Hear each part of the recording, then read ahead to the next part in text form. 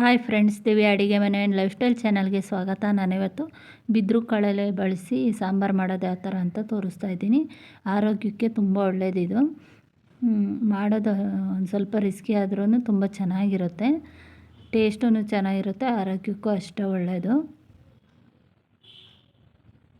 ಮೊದಲಿಗೆ ನಾನಿಲ್ಲಿ ಬಿದ್ರೂನ ಮೇಲ್ಗಡೆ ಸಿಪ್ಪೆ ಎಲ್ಲ ತೆಗೆದ್ಬಿಟ್ಟು ಅದನ್ನು ನೀರಲ್ಲಿ ನೆನೆಸಿಟ್ಟಿದ್ದೆ. 7 ಸರಿ ನೀರಲ್ಲಿ ಇದನ್ನು ಕ್ಲೀನ್ ಮಾಡ್ಕೋಬೇಕು. ಇವಾಗ ನೋಡಿ, ಚಾಕುಲಿ ಕಟ್ ಮಾಡ್ಬೇಕಾದ್ರೆ ಯಾವುದು ಗಟ್ಟಿ ಇರುತ್ತೆ ಅದನ್ನು ನಾವು ಕಟ್ ಮಾಡೋದಕ್ಕೆ ಹೋಗಬಾರ್ದು. ಅದು ಸ್ವಲ್ಪ ಗಟ್ಟಿ ಇರುತ್ತೆ, ಜೀರ್ಣ ಆಗೋಲ್ಲ.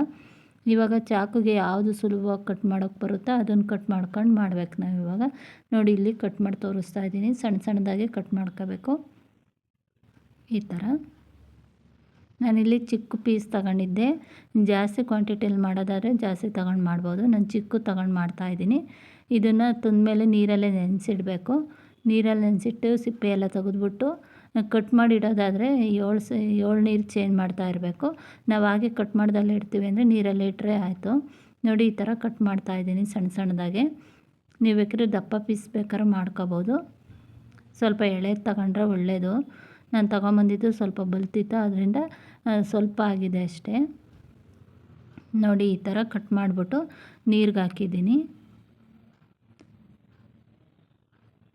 ನೀರಲ್ಲೇ ಬಿಡಬೇಕು ಇದನ್ನು ಮಾಡೋವರೆಗೂ. ಇವಾಗ ಬೇಳೆ ತೊಗೊಂಡಿದ್ದೀನಿ, ತೊಗರಿಬೇಳೆ, ಹೆಸರುಬೇಳೆ, ಮೊಸರು ದಾಲ್ ತೊಗೊಂಡಿದ್ದೀನಿ. ಇದನ್ನು ತೊಳೆದ್ಬಿಟ್ಟು ಕುಕ್ಕರಲ್ಲಿ ಸ್ವಲ್ಪ ನೀರಿಟ್ಬಿಟ್ಟು ಬೇಯೋದಕ್ಕೆ ಇಡ್ತಾಯಿದ್ದೀನಿ. ಇದ್ರ ಜೊತೆನೇ ನಾನಿಲ್ಲಿ ಕಾಳು ತಗೊಂಡಿದ್ದೀನಿ. ನಾನಿಲ್ಲಿ ಒಂದು 7-8 ವೆರೈಟಿ ಕಾಳುಗಳು ತಗೊಂಡಿದ್ದೀನಿ. ಹೆಸ್ರು ಕಾಳು, ಕಡಲೆಕಾಳು, ಬಟಾಣಿ, ಅವರೆಕಾಳು ಮತ್ತು ಹುರುಳಿಕಾಳು, ಕಾಬೂಲ್ ಕಡಲೆ, ಈ ಥರದ್ದೆಲ್ಲ ತಗೊಂಡಿದ್ದೀನಿ. ಕಾಳು ಯಾವ್ದಾವ್ದು ಇರುತ್ತೋ ಅದನ್ನೆಲ್ಲ ನೆನೆಸಿ ಓವರ್ನೈಟ್ ನೆನೆಸಿ ಬೆಳಿಗ್ಗೆ ಮಾಡಬೇಕು, ಇಲ್ಲ ಬೆಳಿಗ್ಗೆ ನೆನೆಸಿ ಸಾಯಂಕಾಲ ಮಾಡಬೇಕು. ಮೊಳಕೆ ಬರೋ ಅವಶ್ಯಕತೆ ಏನಿಲ್ಲ. ಇದನ್ನು ಹಾಕ್ಬಿಟ್ಟು ಇವಾಗ ಕಟ್ ಮಾಡಿ ಇಟ್ಕೊಂಡಿದ್ನೆಲ್ಲ ಕಾಳಲ್ಲೇ ಅದನ್ನೂ ಹಾಕ್ತಾಯಿದ್ದೀನಿ. ಇದೆಲ್ಲ ಸ್ವಲ್ಪ ಬೇಯ್ತಾ ಇರಬೇಕು. ಇವಾಗ ಕಾಳಲ್ಲೇನೂ ಹಾಕ್ತಾಯಿದ್ದೀನಿ ನೋಡಿ. ಇದಕ್ಕೆ 4 ವಿಷಲ್ ಕೂಗಿಸ್ಬೇಕು. ಆದ್ರೂ ಸ್ವಲ್ಪ ಕರಿ ಕರಿ ಅಂತ ಇರುತ್ತೆ ತಿನ್ನಬೇಕಾದ್ರೆ, ಸ್ವಲ್ಪ ಬೇಯಲ್ಲ, ಅದು ಹಂಗೆ ಇರುತ್ತೆ. ಇವಾಗ ತರಕಾರಿ ಹಾಕ್ತಾಯಿದ್ದೀನಿ. ಕ್ಯಾರೆಟು, ಹುರುಳಿಕಾಯಿ, ಆಲೂಗಡ್ಡೆ ಹಾಕಿದ್ದೀನಿ ನಾನು. ನೀವು ಬೇಕಾದ್ರೆ ಇನ್ನೂ ತರಕಾರಿಗಳು ಹಾಕ್ಕೋಬೋದು. ಇವಾಗ ಸೊಪ್ಪುಗಳು ಹಾಕ್ತಿದ್ದೀನಿ. ಒಂದು 3 ಥರ ಸೊಪ್ಪು ಹಾಕಿದ್ದೀನಿ ನಾನಿಲ್ಲಿ. ಅದನ್ನು ಸಣ್ಣದಾಗಿ ಹಚ್ಬಿಟ್ಟು ಹಾಕಿದ್ದೀನಿ. ಜಾಸ್ತಿ ಮಾಡೋದಾದರೆ ಜಾಸ್ತಿ ಕ್ವಾಂಟಿಟಿಲಿ ಹಾಕ್ಕೋಬೇಕು.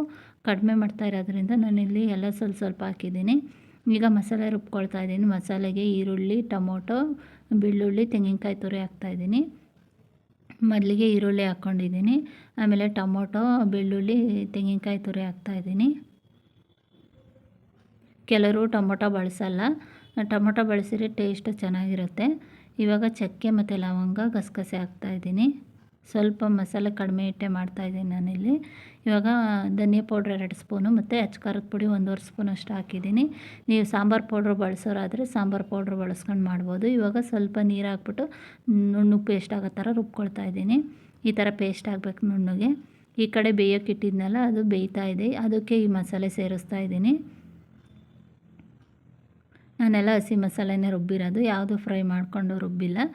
ಇವಾಗ ಚೆನ್ನಾಗಿ ಮಿಕ್ಸ್ ಮಾಡ್ಕೊಳ್ತಾ ಇದ್ದೀನಿ ಈ ತರಕಾರಿ ಸೊಪ್ಪು ಜೊತೆ.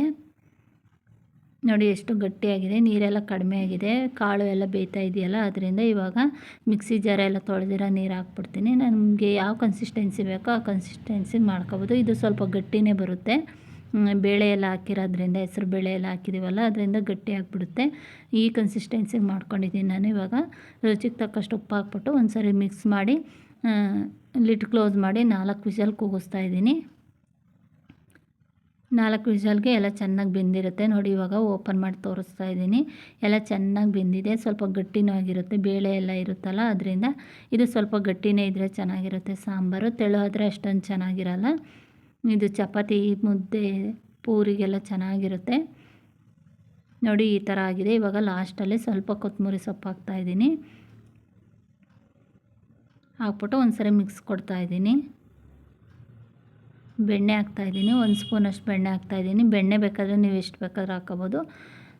ಕಲ್ಲು ಕರಗುತ್ತಲ್ಲ ಕಿಡ್ನಿ ಒಳಗೆ, ಅದು ಈಸಿಯಾಗಿ ಈ ಕಡೆ ಬರುತ್ತೆ ಅಂತ ಹೇಳ್ತಾರೆ ಬೆಣ್ಣೆ ಹಾಕಿರೆ, ಅದರಿಂದ.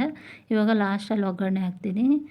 ಸ್ವಲ್ಪ ಎಣ್ಣೆ, ಸಾಸಿವೆ, ಸ್ವಲ್ಪ ಜೀರಿಗೆ, ಇಂಗು ಮತ್ತು ಕರಿಬೇವು, ಇಷ್ಟೇ ನಾನು ಒಗ್ಗರಣೆ ಹಾಕ್ತಾ ಇರೋದು. ಇದೆಲ್ಲ ಚೆನ್ನಾಗಿ ಒಗ್ಗರಣೆ ಕಾಯಿಸ್ಕೊಂಡ್ಮೇಲೆ ಹಾಕ್ಕೊಳ್ತಾಯಿದ್ದೀನಿ. ಹಾಕ್ಬಿಟ್ಟು ಚೆನ್ನಾಗಿ ಮಿಕ್ಸ್ ಮಾಡ್ತಾಯಿದ್ದೀನಿ. ತುಂಬ ಟೇಸ್ಟಿಯಾಗಿರುತ್ತೆ. ಒಂದು ಸಾರಿ ಟ್ರೈ ಮಾಡಿ.